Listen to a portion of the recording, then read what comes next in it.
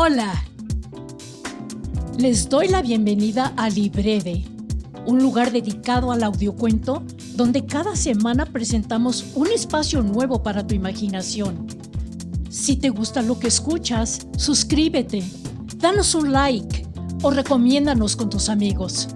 Escríbenos, todos tus comentarios serán muy apreciados y escuchados.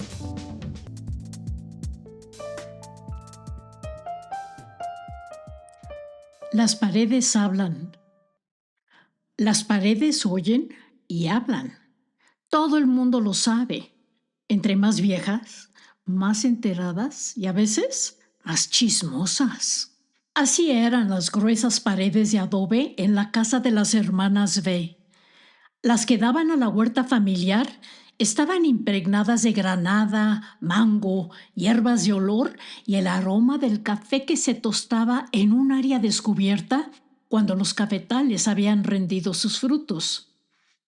En otro extremo de la huerta había otras paredes que aún mostraban huellas de una añeja humedad por su cercanía con el pozo.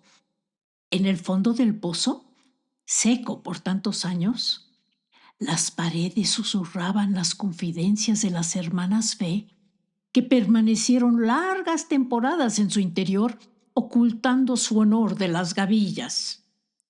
Sobre la larga pared que daba a la calle, el sol pegaba fuerte por las tardes. Múltiples capas de pintura floreaban reventadas.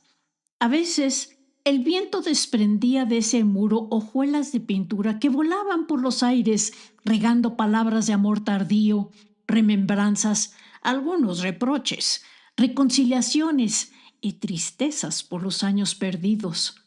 Porque ahí, donde la pared se abría con la puerta principal, quedaban dos marcas horizontales acompañadas que señalaban donde Nina, la menor de las hermanas B, colocaba los equipales para tomar el fresco cada tarde con don Antonio, su novio eterno. Cuando llovía, la larga pared que daba a la calle lloraba la frustración de la pareja que nunca pudo casarse. La estrecha rigidez social que les tocó vivir nunca se abrió lo suficiente para el permiso del cortejo y eventual solicitud de mano en matrimonio. El grueso marco de una de las ventanas permanecía lleno de hendiduras que, cual buzones de correo en miniatura, muchos años atrás guardaron los juveniles mensajes subrepticios que intercambió la pareja. Un día, don B dio con uno de ellos y mandó tapar la ventana para siempre, levantando allí mismo un muro de adobe. Esa pobre barrera vivió desmoronándose por la vergüenza que le causó la tarea que le había tocado en la vida: tapar el sol y tapar al amor.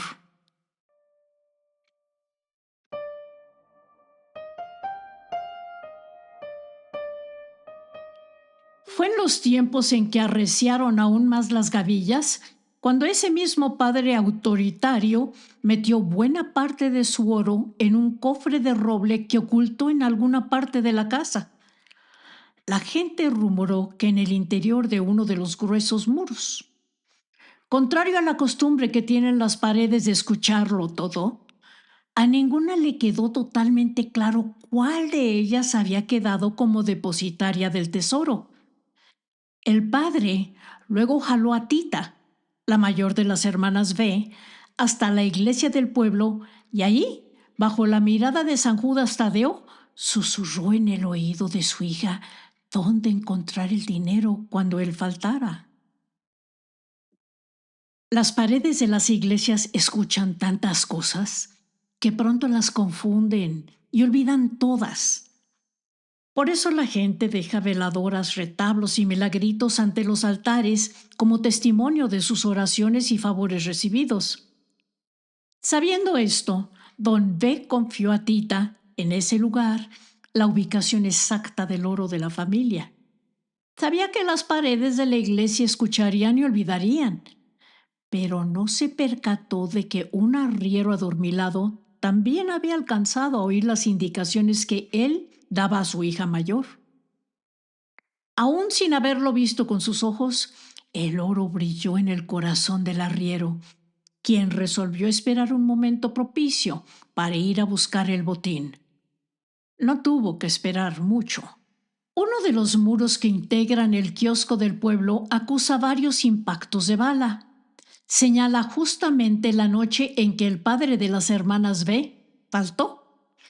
Esa noche, al calor de las copas, los J y los G recordaron sus rencores, se hicieron de palabras y reanudaron su matanza mutua.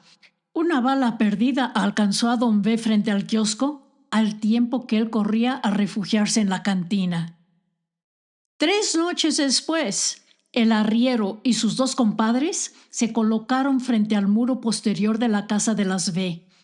Sacaron sus implementos para escarbar la pared y penetrar la casa en pos del tesoro. El trabajo resultó pesado. El muro se rehusó a prestarse a un crimen, así que amplió su grosor de adobe. No alcanzó la noche para perforarlo. Para no ser descubiertos, el frustrado arriero y sus compadres tuvieron que abandonar el pueblo con los primeros rayos del sol, lo único dorado que tuvieron en sus vidas. Tras el incidente, las paredes se comprometieron a resguardar las largas vidas de las hermanas B. Las sepultaron dentro de la casa. Tita la mayor se encargó de administrar el oro heredado que alcanzó perfectamente para cubrir las necesidades de las 2 hermanas y darle una manita de pintura a la casa de vez en cuando. Jamás compartió con su hermana Nina el lugar donde se ocultaba el cofre con el oro. Ni la otra se preocupó por averiguarlo. No tenía por qué. Por su parte, las paredes nunca revelaron marca ni sonido hueco alguno. Al morir, Tita se llevó con ella el secreto para devolverlo a su padre que la estaba esperando. Desaparecida su administradora y proveedora, Nina abrió un estanquillo para apaciguar el hambre y la soledad. Don Antonio, el novio, había muerto unos años antes, así que ya no podía ayudarla con ninguno de esos 2 afanes. Cada mañana, al abrir las estrechas puertas de madera de la habitación vuelta al local, el sol cortaba en ángulo de 45 grados las paredes que se llenaron de repisas con mercancías y el sonido de innumerables pasos que, como el sol, nunca traspasaron el mostrador. Pasaron los años, se agotaron las ventas. Un calendario amarillento y antiguo sobre la pared interior del estanquillo recordaba el año en que las repisas comenzaron a poblarse de polvo en lugar de mercancías. Dejaron de escucharse pasos hasta el mostrador, y en las paredes solo quedaron las manchas del tabaco al que Nina se aficionó para poder suspirar todo el día sin causar lástimas por el hogar que nunca formó y la vida que nunca tuvo.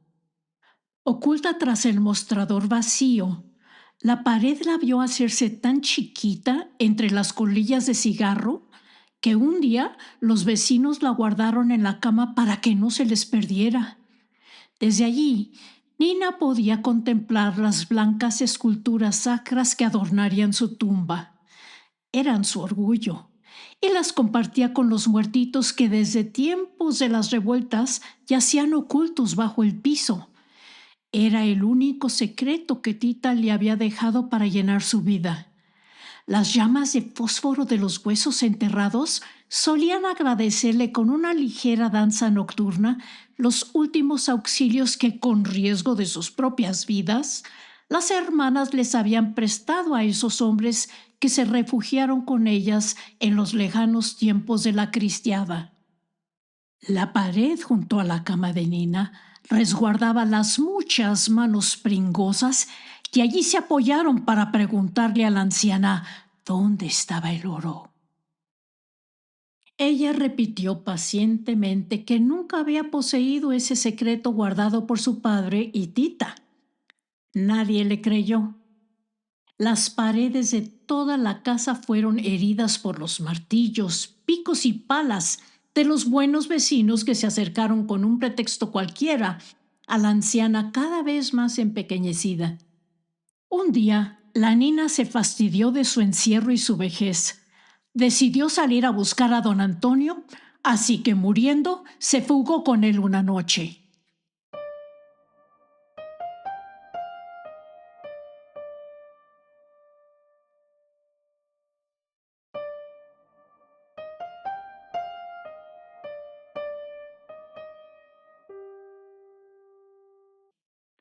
Dejó las paredes que la habían sepultado en vida en manos de la iglesia, cuyos propios muros nunca lograron recordar la ubicación del oro revelada ante ellos tantos años atrás.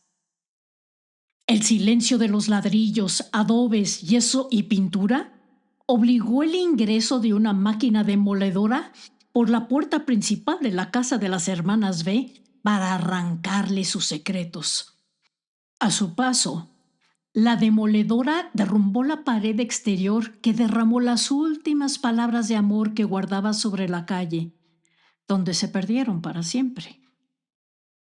El oro finalmente apareció bajo una losa del antiguo fogón, pero las paredes nunca confesaron dónde estaba, ni mucho menos que jamás habían conocido la ubicación exacta del tesoro. Prefirieron terminar destruidas, desmoronadas sobre el suelo, antes que ceder el secreto y las pasiones que habían resguardado. Una a una, las paredes fueron cayendo y sobre el polvo que levantaron volaron por toda la calle las pasiones de las vidas que encerraron durante tantos años para mudarse al imaginario del pueblo donde vivirán mientras haya una memoria que las conserve.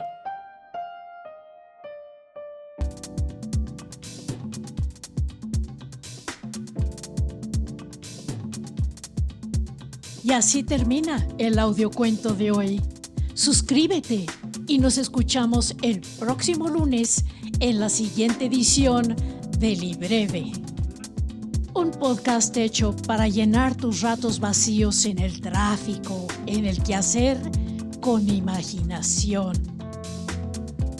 Hasta el próximo lunes.